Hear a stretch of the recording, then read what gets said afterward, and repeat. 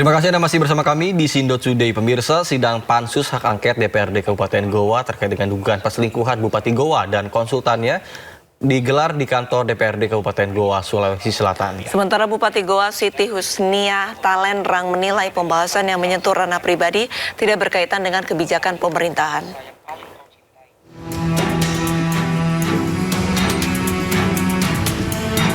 Sidang Pansus Hak Angket DPRD Goa yang mengusut sejumlah persoalan yang diduga melibatkan Bupati Goa Siti Husnia Talenrang digelar di gedung DPRD Goa, Sulawesi Selatan.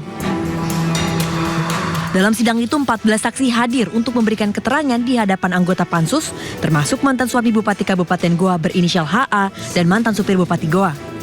Dalam sidang Pansus Hak Angket tersebut, panitia Pansus membawa 3 isu, yakni penyalahgunaan wewenang dalam memutuskan beasiswa S3 salah satu pegawai RSUD Sheikh Yusuf Kabupaten Goa, korupsi pengadaan seragam sekolah gratis yang menelan anggaran 16 miliar rupiah, serta dugaan perbuatan tercela Bupati Goa yang diduga berselingkuh dengan konsultan politiknya.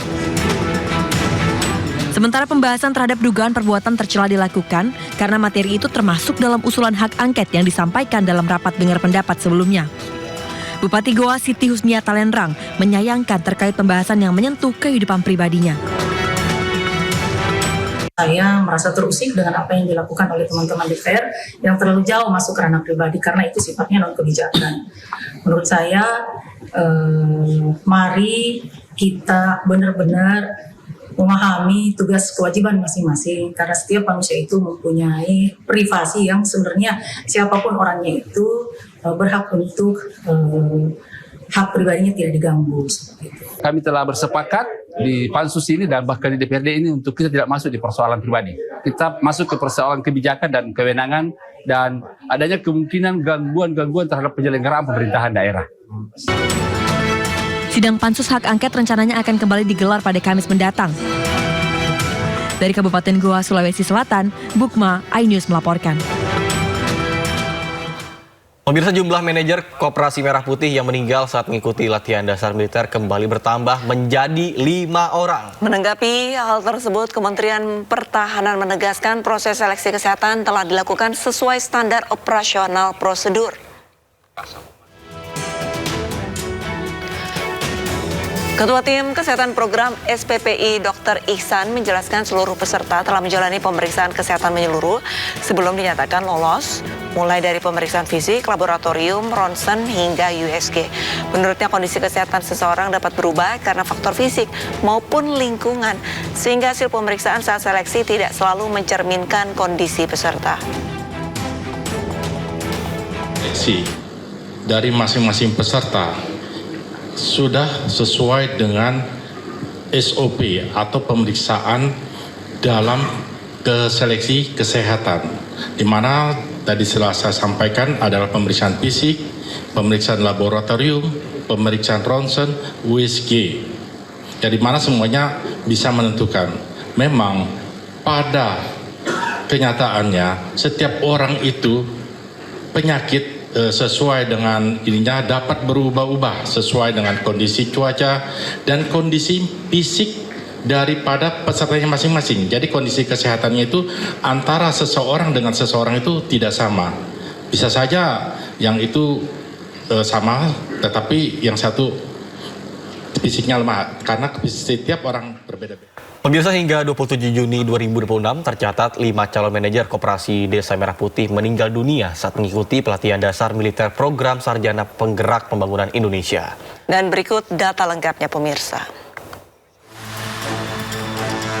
Yunanda Muhammad Taufik meninggal 17 Juni 2026 saat mengikuti latihan dasar militer atau Latsarmil di Batu Raja, Sumatera Selatan.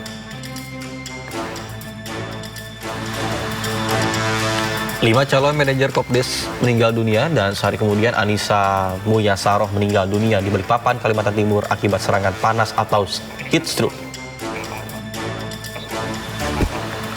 23 Juni 2026, Novia Rahmadani Sihotang dilaporkan meninggal dunia saat menjalani latihan dasar militer atau Latsarmil di Jakarta. Kemudian 26 Juni 2026, Muhammad Rifki Renaldi Gunawan meninggal dunia di Jakarta akibat sesak nafas.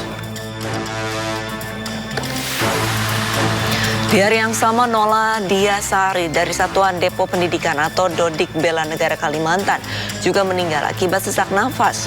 Seluruh kasus ini menjadi perhatian pemerintah dan disebut akan menjadi bahan evaluasi program latihan dasar militer ke depan.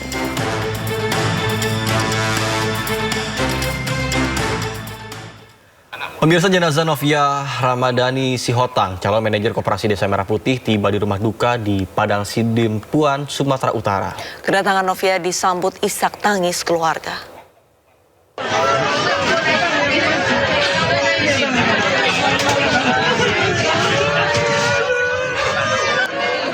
Isak tangis keluarga tidak terbendung saat jenazah Novia Ramadhani Sihotang, 25 tahun, tiba di rumah duka di Jalan Sisingamangaraja, Kelurahan W5, Kecamatan Padang Sidimpuan Selatan, Kota Padang Sidimpuan. Novia meninggal dunia saat mengikuti latihan dasar kemiliteran di Jakarta sebagai siswa untuk program Sarjana Penggerak Pembangunan Indonesia untuk program Koperasi Desa Merah Putih pada Selasa 23 Juni yang lalu.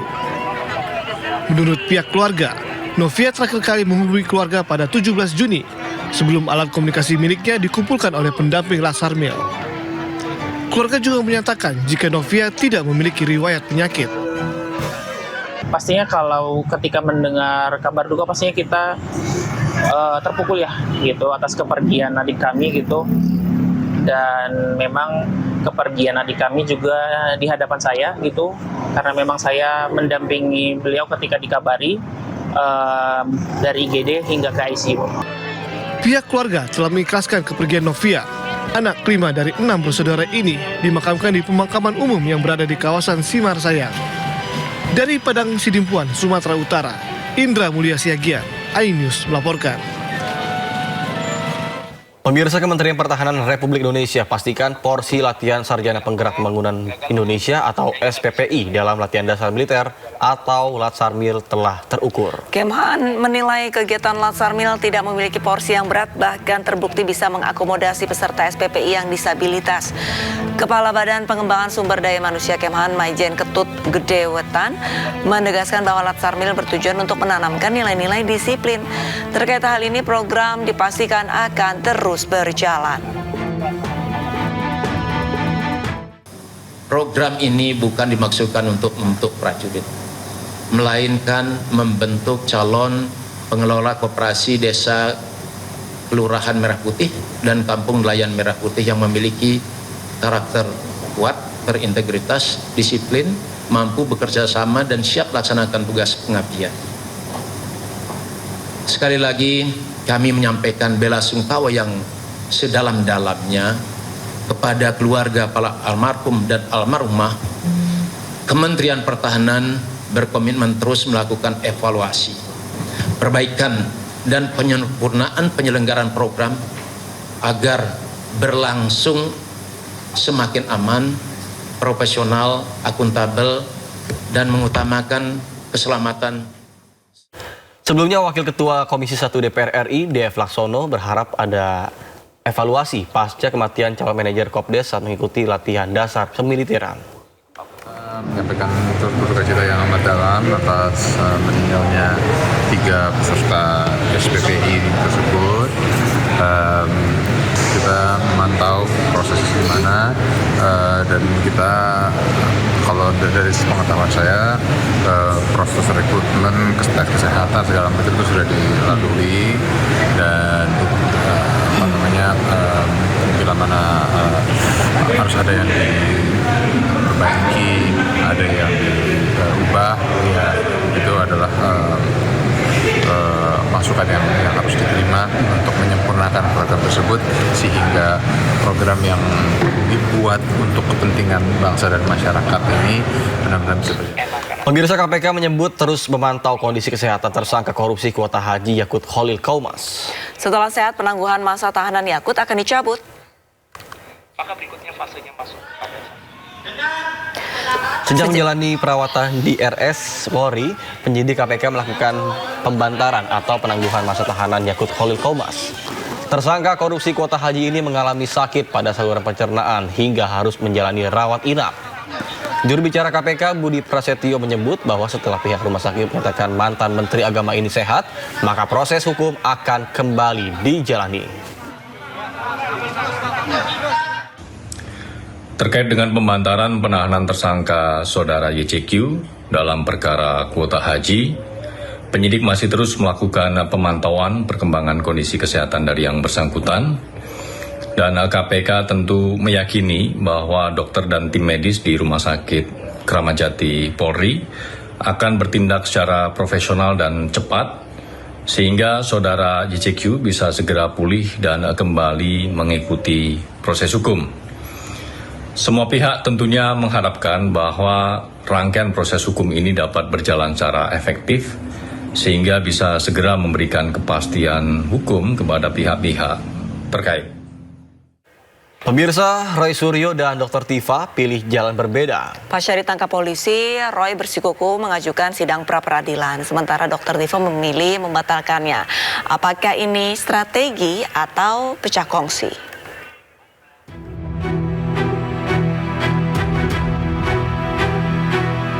Biasa berjalan beriringan, kali ini Roy Suryo dan Dr. Tifa memilih jalan yang berbeda.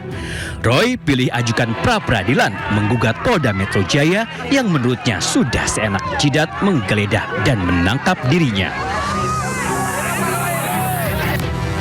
Jalan tidak sama dipilih karibnya. Dr. Tifa justru memilih menarik permohonan pra-peradilan yang sebelumnya sudah ia ajukan ke PN Jakarta Selatan. Di mana diputuskan pada tanggal 21 Juni 2026 saya tidak ditahan ya pada saat proses persidangan, maka kami kemudian memutuskan untuk membatalkan surat permohonan pra-peradilan. Perbedaan jalan yang dipilih dua tersangka fitnah ijazah Jokowi ini memantik pertanyaan publik. Setelah hampir 2 tahun senasib sepenanggungan membongkar keaslian ijazah Jokowi, baru kali ini keduanya memilih langkah yang berbeda. Apakah ini pertanda keduanya sudah tidak kompak? Guru Besar Ilmu Hukum Hibnu Nugroho menilai sebagai tersangka, Roy dan Dr. Tifa memiliki hak hukum yang sama. Walaupun langkah hukum yang dipilih keduanya akhirnya berbeda, namun menurut Hibnu tidak akan mempengaruhi perkara yang tengah menjerat keduanya. Kalau melihat jalur yang dipakai oleh Roy Suryo dan Dr. Tifa, itu tidak dalam suatu problem hukum di dalam penyelesaian suatu perkara. Jadi terhadap perkara tidak ada pengaruhnya apa-apa. Kalau toh pun nanti pra-peradilan diterima, juga tidak ada pengaruhnya apa-apa. Ya itu hak masing-masing karena memang suatu penyelesaian itu kan tergantung pada Pak Roy Suryo dan Dr. Tifa. Ya, Dr. Tifa langsung pada penyelesaian pokok perkara. Roy Suryo belum karena ingin memastikan tadi bahwa terhadap penjemputan itu tidak sah, apalagi kalau dikatakan penangkapan. Setelah kasus fitnah ijazah Jokowi dilimpahkan ke Kejaksaan, kini Dr. Tifa tengah menunggu sidang perdana yang akan digelar 2 Juli mendatang. Sementara Roy Suryo masih harus menjalani sidang pra-peradilan penangkapan yang belum dijadwalkan. Tim Liputan iNews melaporkan. Sementara itu, pengacara Roy Suryo Ahmad Khozinuddin memastikan Roy Suryo dan Dr. Tifa tidak pecah kongsi. Keduanya dan tetap satu visi mengungkap ijazah Jokowi. Namun saya ingin meluruskan bahwa Dr. Tifa dengan Pak Roy Suryo itu tidak pecah kongsi, tetap satu bulan tekadnya untuk melanjutkan proses ini di pembuktian persidangan. Mengingat saat plea bargaining, yaitu proses prosedur di KUHP baru, yakni Undang-Undang Nomor 20/2005, yang dilakukan pada tahap 2 saat pelimpahan, itu mereka ditanya kembali oleh jaksa apakah akan berdamai dengan Joko Widodo, apakah akan meminta maaf dengan Joko Widodo. Jawabannya seragam, kompak. Mereka tidak akan berdamai dan mereka tidak akan meminta maaf karena merasa tidak bersalah tentang penelitian yang mereka lakukan berdasarkan keilmuan dan saintifis yang mereka kuasai masing-masing. Sehingga dari sisi posisi dasarnya itu sama-sama ingin melanjutkan perjuangan, jadi tidak ada perbedaan. Adapun mengenai teknis perjuangan itu memang beda. Roy Suryo mengambil upaya pra-peradilan, sementara Dr. Tifa mencabut.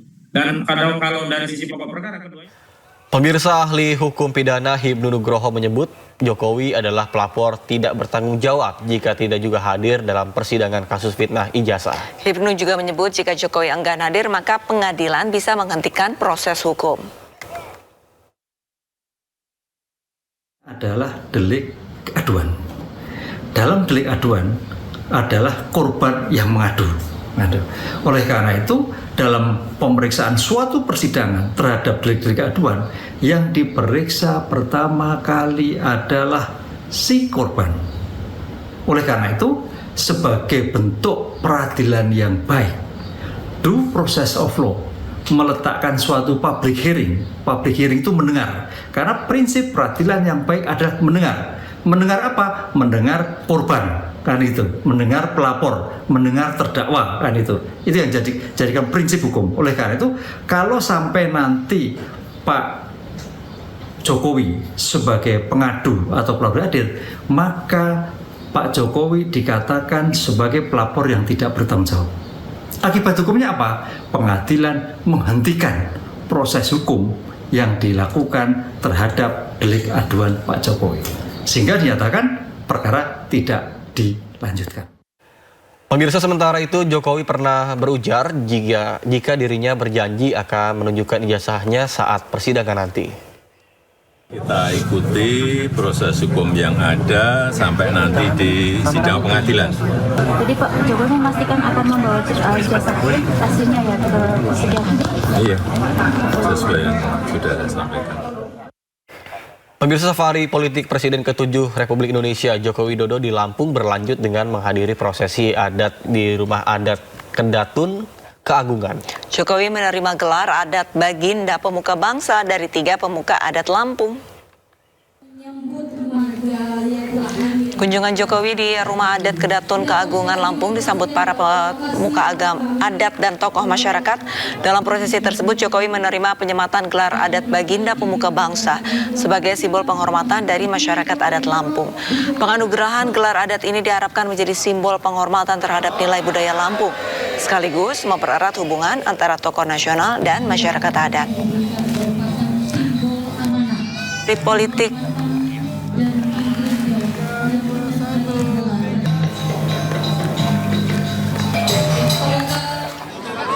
setelah memperoleh gelar adat Baginda Pemuka Bangsa, Jokowi langsung jalan-jalan mengunjungi sentra kuliner di kawasan Malio Sewu, Kabupaten Lampung. Setibanya di lokasi, mantan wali kota Solo ini langsung menyapa warga yang sudah menunggunya sejak pagi. Bahkan tidak hanya itu, Jokowi juga meninjau berbagai kios kuliner khas Lampung yang sengaja disajikan. Rencananya setelah menyapa warga, Jokowi akan mengunjungi tempat latihan atlet angkat besi di Pringsewu, namun agenda ini dibatalkan.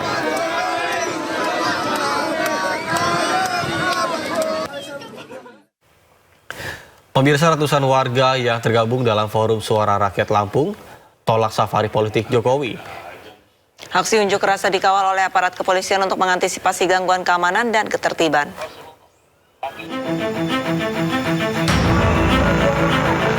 Ratusan massa menyatakan penolakan terhadap safari politik Presiden ke-7 Republik Indonesia Joko Widodo. Mereka menilai kegiatan tersebut tidak peka terhadap situasi yang kini sedang menjadi perdebatan publik, yakni polemik dugaan ijazah palsu yang menurut mereka telah menimbulkan kegaduhan di tengah masyarakat.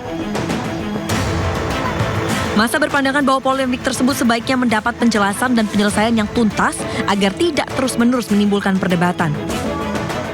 Kami menyayangkan Pak Jokowi hari ini mau keliling seluruh Indonesia. Lampung ini adalah provinsi yang pertama. Ya.